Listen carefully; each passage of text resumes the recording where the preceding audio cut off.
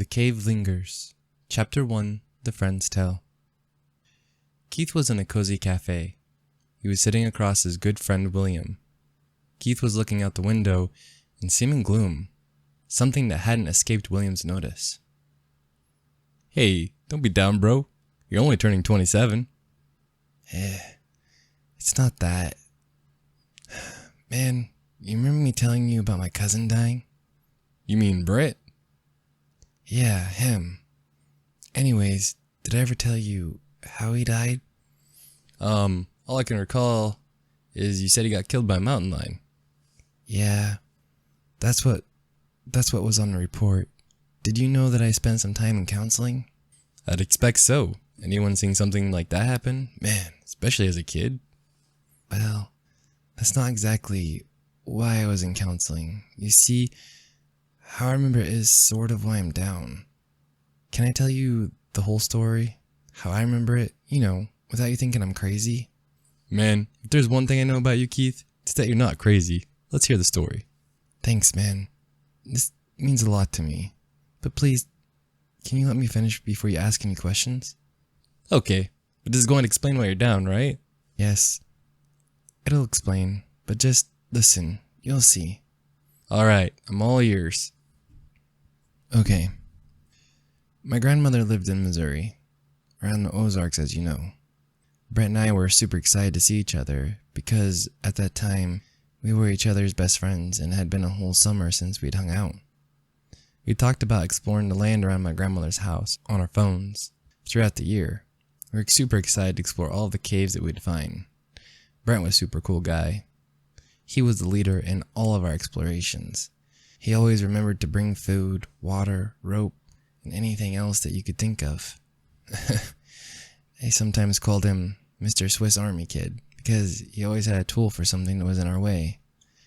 Anyways, at Grandma's house, we shared a room.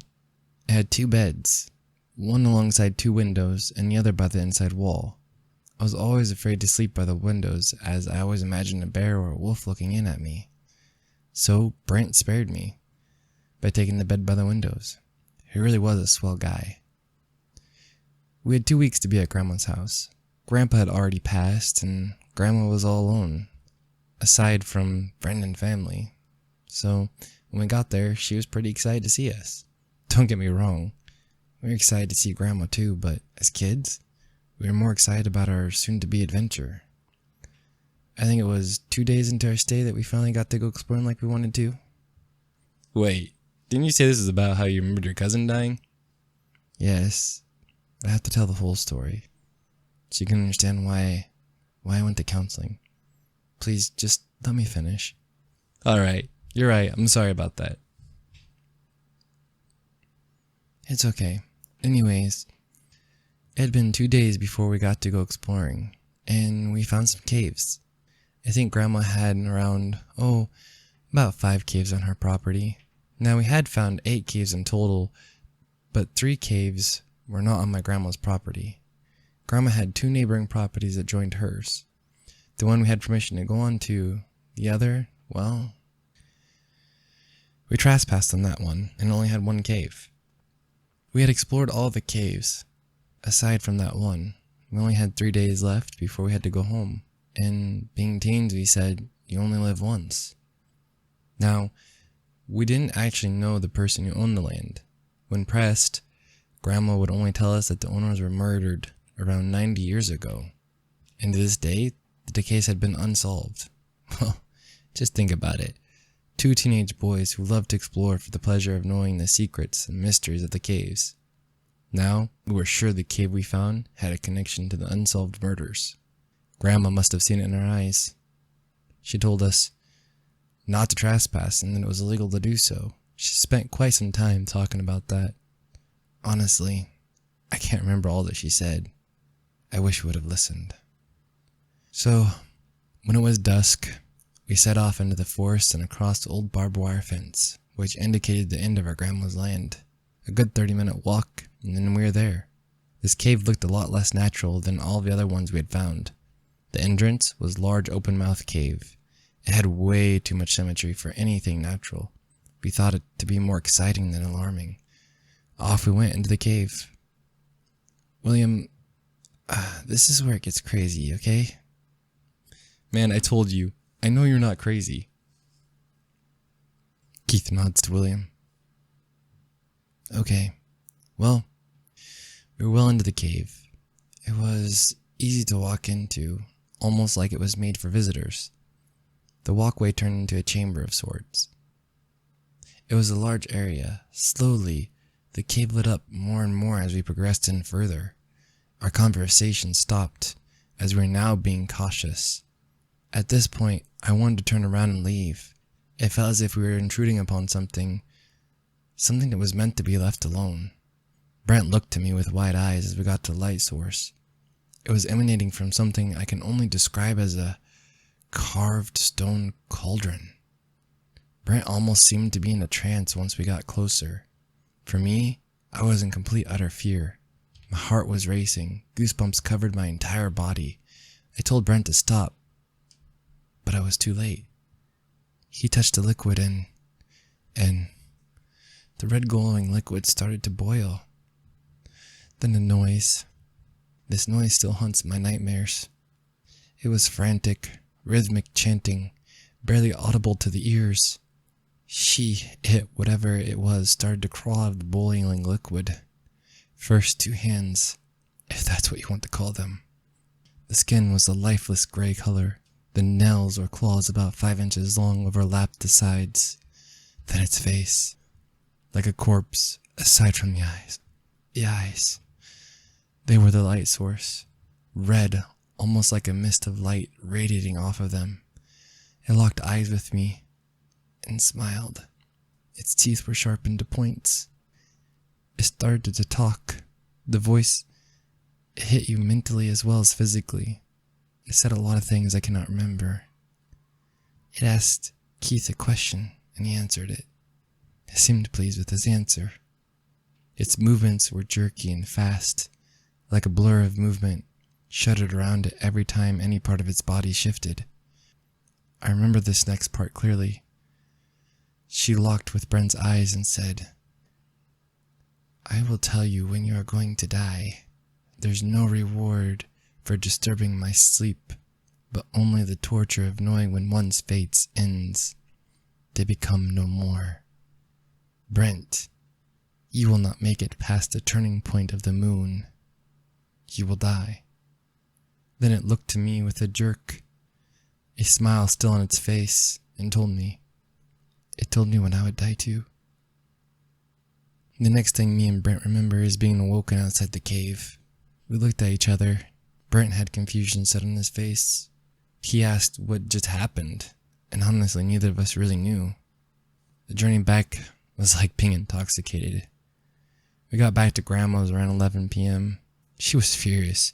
She had just phoned the police when we walked in. She told us to go straight to bed. No words were spoken, and we went to sleep. I don't know how long we slept, but I remember being awoken from a scratching noise. It was like metal razor on glass, or I don't know how to describe it. I looked over to the windows that Brent was sleeping, and my heart stopped. It was looking into the window right at Brent. My whole body was frozen, and I was scared. I was truly scared. Slowly the window opened, and she crawled into the window atop Brent, all the while looking at me with that smile. It took its hand and carved down from the top of his head to the bottom part of his torso. Brent didn't move. I was frozen. Not just in fear, but I literally could not move, speak, or make any noise. He bled to death in front of my eyes. It left, never breaking eye contact with me, all the while smiling with that evil smile. I was with Brent in the room until 11. My grandma opened the door. The spell, whatever it was, broke. I could move again. I started to cry. And that's what I remember. Holy freak, dude. Wow. Wait, you never told me. What did it tell you, Keith?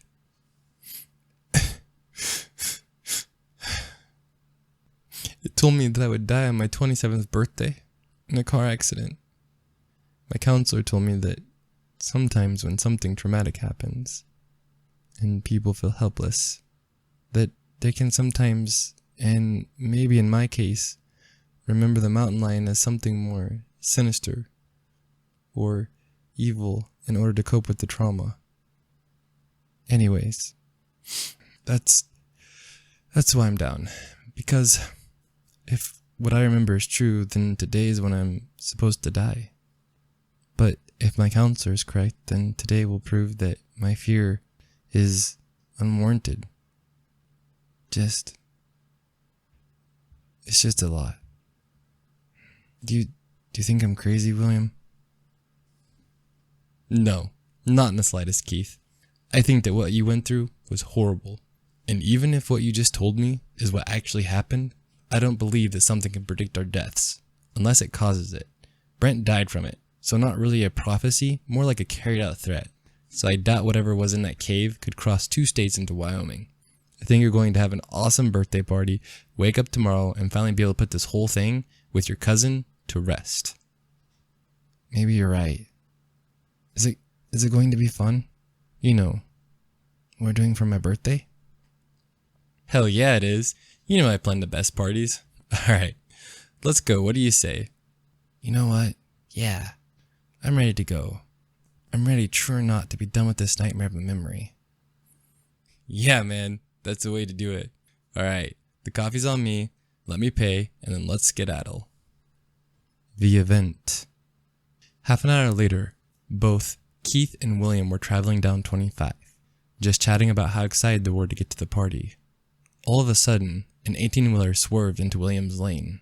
William jerked the wheel and went towards the ditch. William gained control of the vehicle, all the while making obscene gestures at the truck driver, who looked scared and confused. William noticed Keith shaken and said, "See? Your day's not today." Did you see it? Yeah, I seen the truck, that's why I swerved.